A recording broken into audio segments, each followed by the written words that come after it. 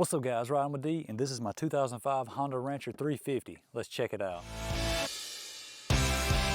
Alright guys, so the 2005 Honda Rancher 350. Let's check this thing out. I'm 5'10", 155 pounds. Obviously, anybody just about could fit in this thing. So let's give her a crank here. She cranks right up. She might be old, but she works, right? Sounds all right. Let's see what we got.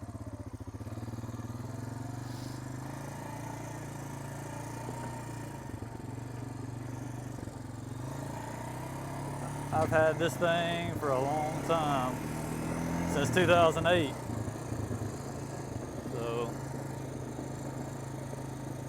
So far it's been a really good four-wheeler. I mean, it's hard to beat a Honda, right?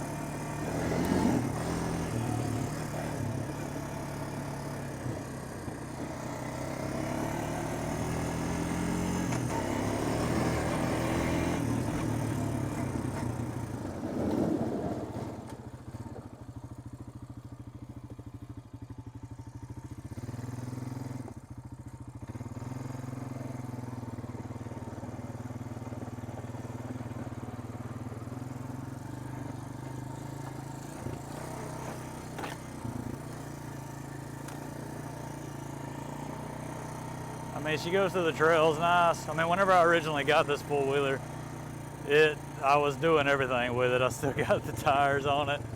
Obviously, super swampers. It's just two-wheel drive. It's been fine for me.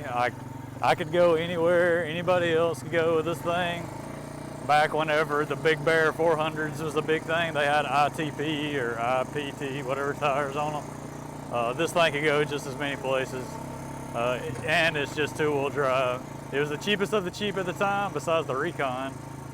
But it was kind of the mid-tier. But again, two-wheel drive.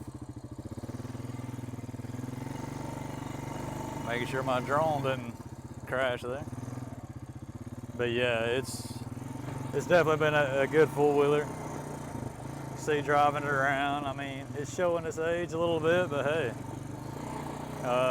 Obviously kept it in the garage for the most part of its life. You know, she still rides pretty good considering. All right guys, so let's get into it, right?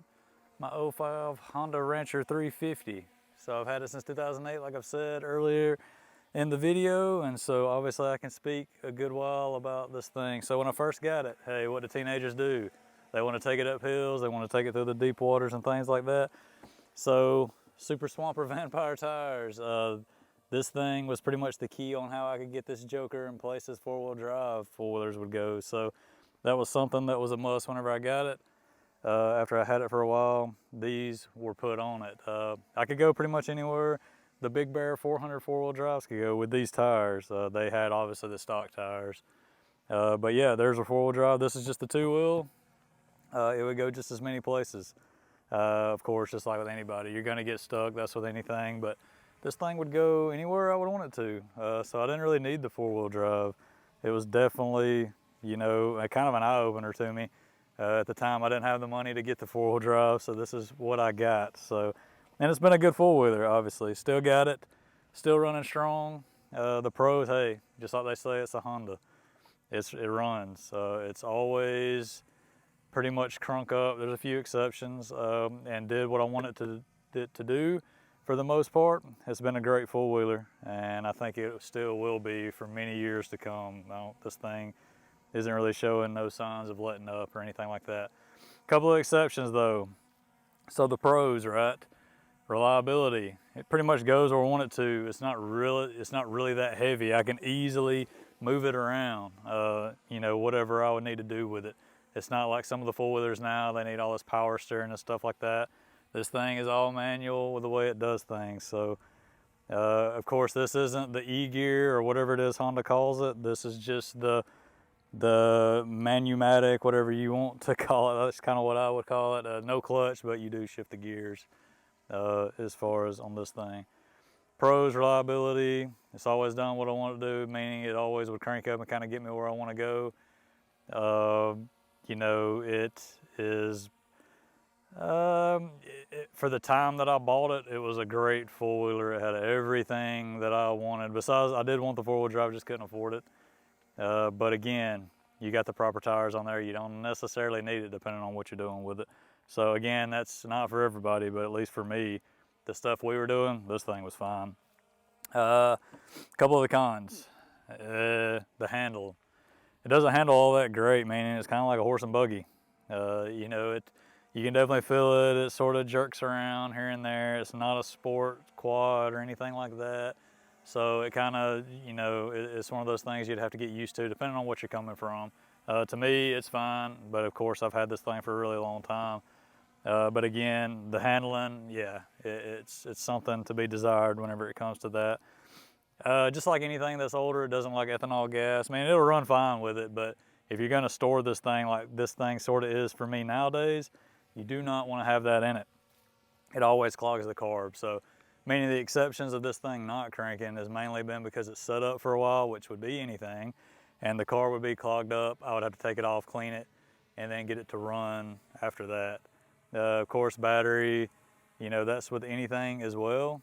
So again, this thing has always been pretty much ready to go, but I've always did all the maintenance on it. So meaning the differential fluid's always been changed. Every year, the oil is changed because I don't drive it as much. So just a yearly service whenever it comes to that. Another thing that if my drone can kind of come around here, you might be able to see it, is the back brake. If y'all know anything about these four-wheelers, that back brake will stick. It's not the cable that's causing it to stick. This has been the only other problem I've had with this four-wheeler. The back brake would just stick. Again, it wasn't the cable.